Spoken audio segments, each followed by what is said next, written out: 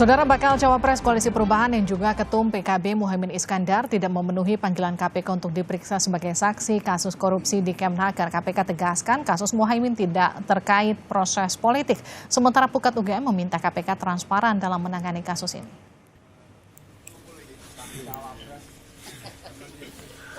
Bakal cawapres Koalisi Perubahan yang juga Ketua Umum PKB Muhaimin Iskandar batal menjalani pemeriksaan di KPK. Caimin tidak bisa hadir di Gedung Merah Putih KPK karena ada kegiatan di luar kota. KPK akan menjadwal ulang pemeriksaan Muhaimin Iskandar pekan depan.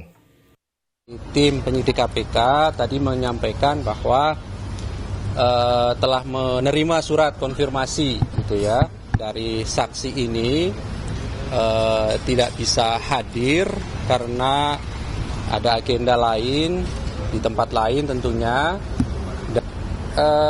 Oleh karena itu, tim penyidik tentu akan menjadwalkan kembali pemanggilan terhadap saksi ini nanti minggu depan, gitu ya. Jadi bukan di hari Kamis tanggal 7 September, sebagaimana permintaan dari saksi, tapi penyidik mengagendakan nanti di minggu depan. Dan tentu kami juga akan sampaikan kembali ya kepada saksi ini untuk hadir sebagaimana waktu nanti yang ditentukan. Caimin tidak hadir di KPK karena ada serangkaian agenda di Provinsi Kalimantan Selatan. Muhaimin Iskandar dipanggil KPK sebagai saksi kasus dugaan korupsi proyek pengadaan sistem perlindungan TKI di luar negeri. Kasus ini terjadi pada tahun 2012 lalu atau saat Caimin menjabat sebagai Menteri Tenaga Kerja dan Transmigrasi. KPK menegaskan pemanggilan bakal cawapres Koalisi Perubahan ini tidak terkait proses politik. Menurut KPK, penyidikan kasus ini sudah lama dilakukan. Sudah ada proses penyidikan, begitu ya. Yang itu dilakukan jauh-jauh hari sebelum kemudian ada isu-isu yang berkembang saat ini terkait dengan proses politik. Sekali lagi kami tegaskan, ini tidak ada kaitannya sama sekali dengan proses-proses politik dimaksud, begitu ya. Lembaga Pusat Kajian Anti Korupsi atau Pukat UGM menyatakan, agar kasus Muhaimin tidak menimbulkan kesan politis, KPK harus transparan dalam menangani perkara yang telah berumur 10 tahun ini. Sebaiknya Caimin datang, ya, tetapi KPK juga harus transparan. Bagaimana proses yang dilakukan oleh KPK atas kasus yang sudah lebih dari 10 tahun usianya ini, tiba-tiba kemudian kasus itu sekarang diproses. Nah, KPK perlu menjelaskan kepada publik, apakah perlu waktu 10 tahun untuk menyidik sebuah perkara sampai kemudian perkara itu naik ke tahap penyidikan.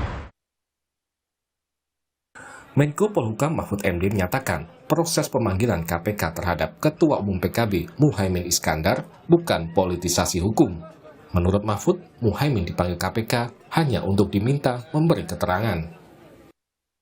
Dipanggilnya Muhaimin oleh KPK ini bukan politisasi hukum, tetapi proses hukum biasa. Ya. Karena menurut saya politisasi hukum itu artinya menggunakan hukum sebagai alat politik untuk kepentingan politik. Sedangkan ini kasus ini kan sudah lama. Sudah lama dan terjadi ketika Muhaimin menjadi Menteri Tenaga Kerja. Ya, tersangkanya sudah ada. Jadi karena ini proses hukum, jadi menjadi sambungan-sambungan Muhaimin itu, ya diminta memberi keterangan saja. Seperti dulu saya waktu Pak Akil itu di OTT, saya dipanggil juga. Orang berteriak, wah itu Pak Mahfud kena terlibat dalam kasus korupsi Pak Akil Mokhtar gitu. Lah saya itu kesal. Selamat menunaikan ibadah sholat maghrib untuk Anda yang berada di wilayah Jakarta dan sekitarnya. Kita lanjutkan sampai Indonesia Malam. Saudara, kita akan dalami kasus pemanggilan Muhaimin Iskandar di kasus dugaan korupsi di Kemnaker 2012 bersama Sekjen Partai Nasdem Hermawi Taslim. Bang Taslim, selamat petang. Kita juga akan sapa mantan penyidik KPK Yudi Purnomo. Mas Yudi, selamat petang. Selamat petang, Mbak. Mas Yudi, ini kasus sudah lebih dari seabad, kenapa bisa muncul lagi pas banget sehari pasca deklarasi? Kenapa ini momentumnya yang pas atau ada maksud lain? Jadi Anda sebagai mantan penyidik KPK pasti lebih mendalami kasus ini. Ya, itulah yang menurut saya sangat menarik ya. Di tengah kondisi perpolitikan yang sudah mulai mengkerucut, sudah semakin pendek waktunya ke pemilu, ya tiba-tiba ya apa namanya ada pemanggilan terhadap salah seorang yang kemarin deklarasi. Ya tentu bagi saya ini dan juga bersama masyarakat yang lain kan menjadi tanda tanya ya. Apalagi kasus yang menarik gitu ya. Ini kan kasus yang kurang lebih 10 sampai 11 tahun yang lalu. Artinya ini bukan kasus yang butuh penanganan cepat ya, seperti misalnya OTT. Kalau OTT ya sudah tidak mungkin lagi bisa ditunda-tunda ya, karena kasusnya baru, butuh gerak cepat untuk mengungkap kasus ini, butuh penggeledahan di tempat-tempat yang dicurigai ada barang bukti, butuh orang-orang yang segera untuk ditangkap. Nah, artinya kalau misalnya kasusnya sudah terjadi gitu kan, saya pikir ritmenya itu bisa bisa diolah lah gitu kan. Ini kan bagian dari strategi penyidikan menurut saya. Iya, jadi nggak mesti juga habis deklarasi besokannya dipanggil ya? Betul, ini kan suatu hal yang menurut saya kan sebenarnya kan kami penyidik gitu ya kan sudah paham lah mengenai kondisi, kan kami membaca berita ya kan, kami kemudian menganalisis dan sebagainya gitu kan. Hukum itu kan bukan artinya bahwa kita saklek gitu kan. Kita tentu harus ada strategi-strategi gitu kan, baik oleh penyidik maupun atasan penyidik ya, yaitu penyidikan maupun pimpinannya. Oleh karena itulah maka ya saya melihat bahwa apa perlunya atau urgensinya gitu ya dipanggil saat ini gitu untuk kasus yang 11 atau 12 tahun yang lalu. Itu saja pertanyaan yang harus dijawab oleh KPK. Kok ini kan tidak seurgen misalnya OTT gitu kan, seperti itu. Oke, Mas Yudi bilang, mantan penyidik KPK bilang apa urgensinya dipanggil saat ini di tengah situasi politik yang lagi rame-ramenya bahas Caimin baru deklarasi. Kalau Anda, Bang Taslim gimana? Ya, jadi menurut saya sangat wajar kalau masyarakat punya pertanyaan kepada KPK.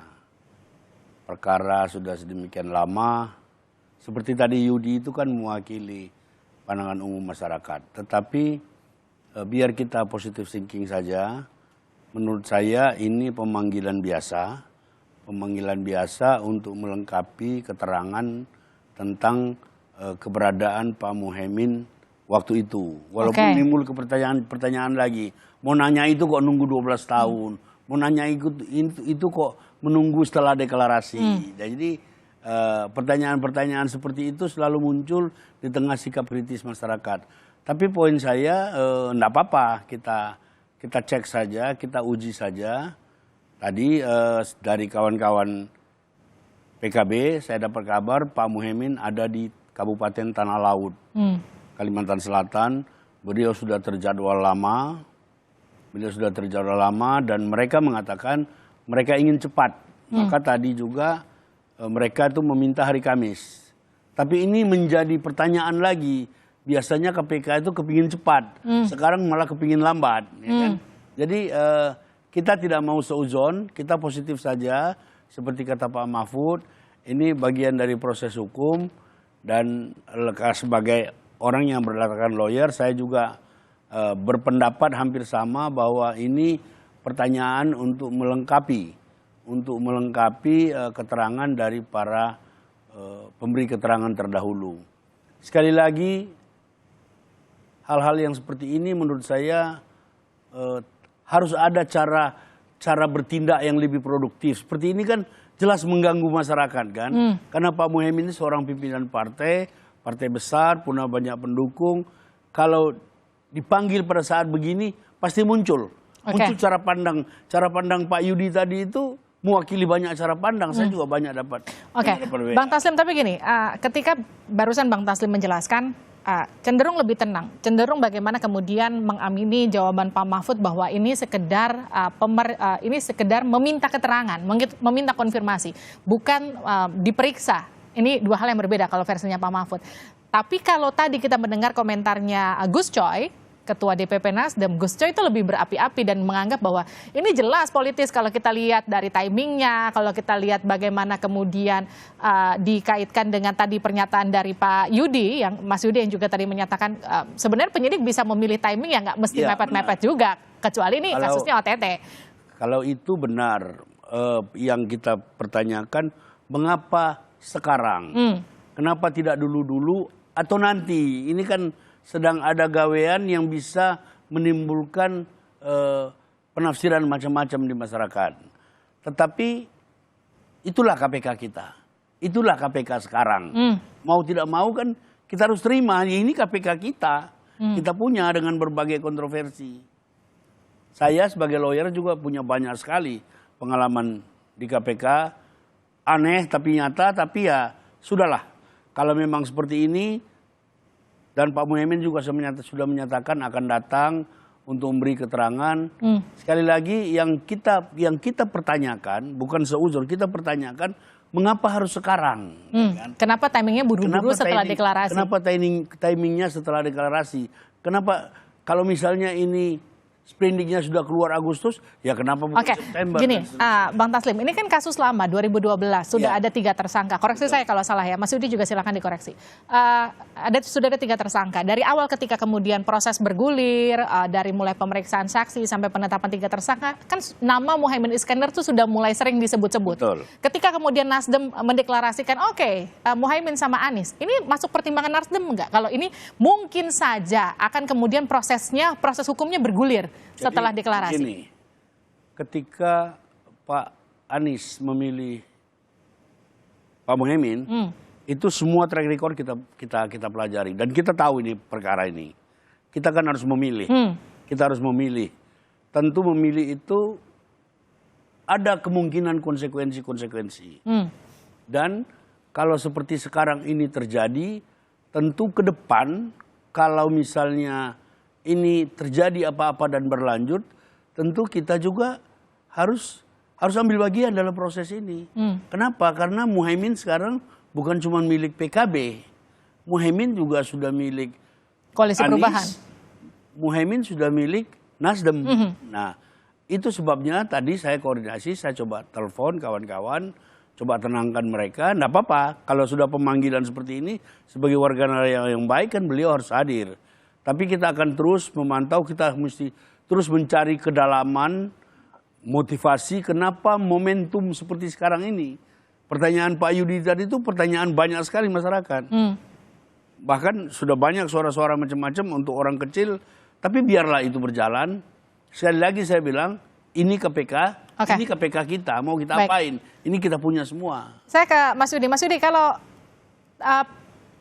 Pak Mahfud katakan ini hanya meminta keterangan, ini bukan pemeriksaan. Pemeriksaan itu artinya diduga terlibat. Kalau meminta keterangan kan hanya menambahkan informasi yang sudah didapatkan KPK.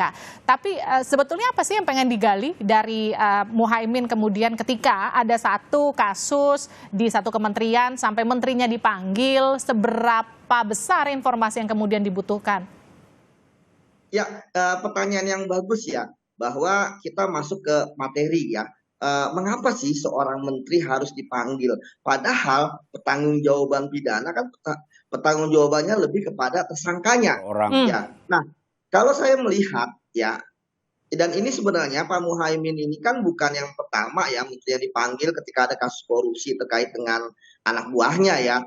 Sudah berapa kali ya keterangan yang diambil gitu ya. Pertama tentu terkait dengan tupoksinya yang bersangkutan gitu ya, sebagai seorang menteri bagaimana pertanggungjawabannya terhadap misalnya anggaran ataupun pengadaan barang dan jasa yang ada di kementeriannya. Kemudian yang kedua terkait dengan penyidik ya, ketika menemukan ada keterangan saksi, ada barang bukti, tentu ini akan dikonfirmasi ya kepada yang bersangkutan. Apakah yang bersangkutan ini itu mengetahui seperti itu. Kemudian yang ketiga yang paling penting adalah bahwa dalam polemik yang terjadi, saya melihat bahwa kita harus mengedepankan asas praduga tidak bersalah. Dan kalau tadi saya katakan beliau itu bukan hanya untuk melengkapi berkas ya, tapi beliau dipanggil jelas kok sebagai saksi. Artinya dia dianggap ya oleh penyidik KPK ya orang yang mengetahui, melihat atau menyaksikan terjadinya suatu peristiwa pidana, dalam hal ini korupsi yang ada di Kemenaker Trans. Tapi ya terkadang ya kita ingin melihat ya sampai sejauh mana keterlibatan yang bersangkutan sampai tadi saya katakan urgen untuk dipanggil.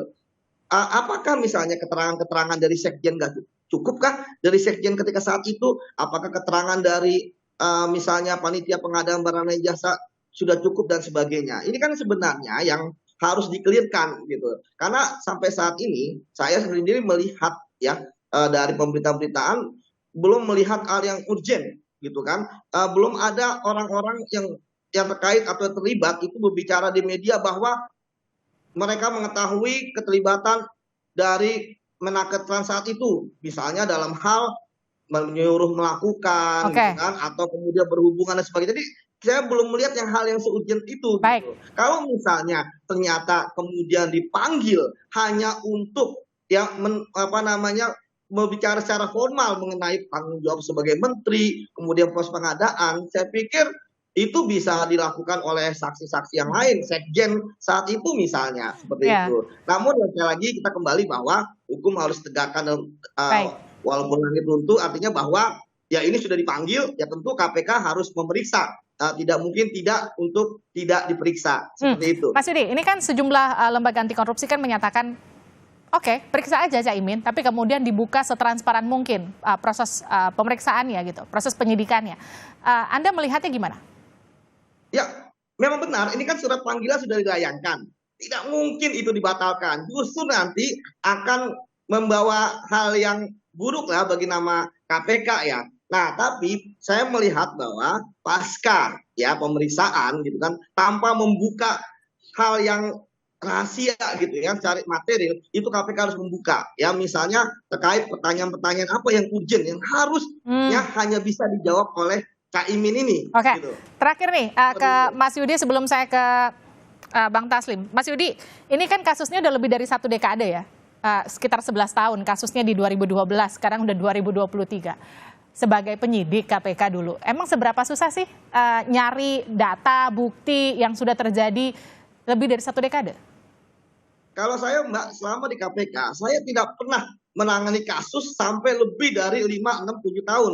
Misalnya kasus Senturi itu kan setelah beberapa tahun gitu kan, kemudian IKTP nggak ada yang lebih dari 10 tahun. Makanya ini bagi saya juga pengalaman menarik. Mengapa kalau udah lebih dari 10 dekade, saya nggak tahu apa saksinya masih ada, apakah saksinya masih bekerja atau pensiun, apakah masih hidup atau meninggal, dokumen-dokumennya seperti apa, itu tentu akan ada kerumitan sendiri. Tapi itu teknis lah. Sekarang yang dilakukan adalah sudah ada tersangkanya ya, artinya dalam ekspos ya sudah ada bukti-bukti terkait dengan tersangkanya tersebut. Nah, tapi sekarang apakah ada keterlibatan pihak lain? Ya, inilah yang akan ditelusuri oleh penyidik. Walaupun memang perdebatannya adalah apakah momentumnya tepat atau tidak, seperti itu, Mbak. Sebenarnya lebih ke momentum ya kalau Anda menekankannya, Bang Taslim. Setelah ada pemanggilan KPK, ada pernyataan dari Caimin langsung nggak ke Pak Surya Paloh misalnya atau ke Anda dari? Nggak ada pernyataan apa-apa. Karena ini sebuah peristiwa biasa, pemanggilan biasa, dan kepada teman-teman PKB memang kita memberi saran supaya datang dan seterusnya. Sekali lagi yang sebenarnya menimbulkan pertanyaan publik, seperti dikatakan Yudi tadi, ini timingnya. Apakah harus sekarang? Setelah sekian tahun, apakah harus sekarang? Nah, itu menimbulkan berbagai spekulasi di tengah menurunnya pandangan dan kepercayaan masyarakat terhadap KPK. Jadi sebenarnya kita prihatin, kita sayang dengan KPK. Tapi apa yang dilakukan sekarang ini kan menimbulkan banyak lagi spekulasi tentang hal-hal yang tidak mengembirakan, yang tidak baik buat penegak hukum. Tapi poin saya adalah satu, azas praduga tidak bersalah harus tetap kita hormati pada saat yang bersamaan, dan prinsip equality before the law juga harus kita hormati. Oke, jadi Bang Taslim, Anda melihat ini murni hukum atau ini ada tambahan unsur politis? Saya lihat ini murni hukum dengan pertanyaan timingnya. Ini publik kan orang sekarang cerdas. Kok tiba-tiba jadi begini? Oke, dan Nasdem meminta Caimin untuk datang? Kita minta Caimin untuk datang karena surat panggilan itu sudah diterbitkan, harus dilaksanakan. Kita minta Caimin datang, dan apabila manakala Caimin membutuhkan teman dialog, membutuhkan bantuan dan segala macam, kita ini sudah bersama-sama. Oke, terima kasih Bang Hermawi Taslim, terima kasih juga Mas Yudi Purnomo sudah bergabung bersama kami di Sapa Indonesia Malam.